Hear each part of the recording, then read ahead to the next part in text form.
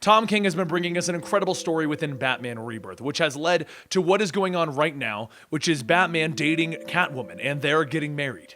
Well, in the annual, which is a story that kind of takes place in the proper timeline, but kind of separate, he tells the story of their first date. With artwork by Michael Lark, this story truly is an incredible story, and I hope you guys enjoy it.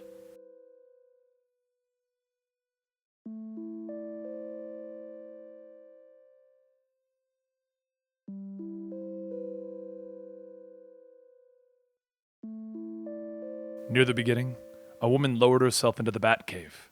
It was slow and methodical, and she grew closer to the Batmobile as the bats flew around her. With the simple act of letting go, she dropped onto it. And with a grin on her face, she said, "Meow," and drove out. In the city, so dark as the hearts of the men that he was catching, Batman stood on a fire escape when Alfred called him up. "Master Bruce," and he growled back, "Busy." And Alfred told him, "I'm aware of your busyness, sir, but there's an issue with the car." It comes crashing into the bar where they're at, and Batman looks at it and finds a rat on the front seat. He reports to Alfred that the Batmobile will be fine, and Alfred asks him, "Are we calling it the Batmobile, sir?" Batman looks at the driver's seat to find that mouse, squeaking and staring up at him. Later, Bruce sat on his day off trying to figure out a riddle left by the Riddler. He was making notes on his notepad when Alfred came over with a drink, so he put down the pen and paper and took it. He reached down to pick it back up a minute later, to discover that the pen was gone. Alfred jokingly asked if he should alert Superman, or perhaps Mr. Wayne could look under the sofa, but he stood up looking around. "She's here, Alfred." He listened intently, and he could only hear the meow. He leaped over the chair and he ran into the dining room, where he jumped up and ran across the table. He yelled, "Stop!" And she said, "No." They entered the kitchen and he yelled, "I'm gonna catch you!" "No, you're not." He jumped over the chairs into the empty room crying out, "This is ridiculous!" "That you think you can catch me? I agree." They went up the staircase and he told her, "I am gonna catch you!"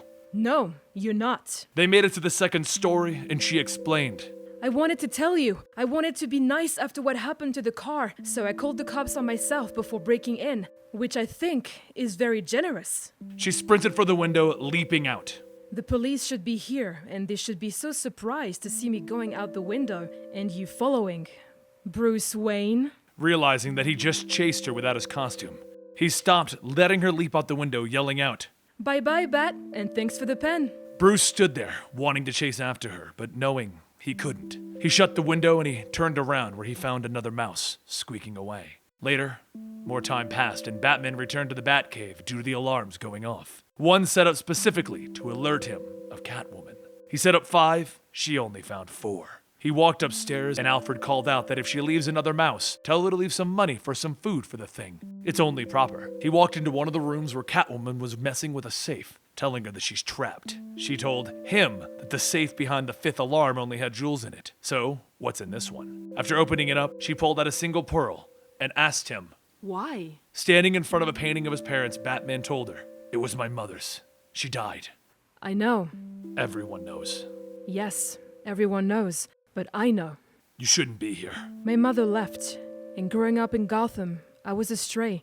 I was alone, like you. After they left, after a while, did you ever have that moment where you don't know anything else, where you almost like this life? You like being by yourself, and then you think, maybe it's better, maybe it's okay. Because it is okay. Why dress like a bat?" Why dress like a cat? "I like cats. Everyone likes cats. They're soft. Who likes bats?" No one. You shouldn't be what everyone likes. "You want people to be scared of you?" It helps. "I'm not scared of you." No, you're not.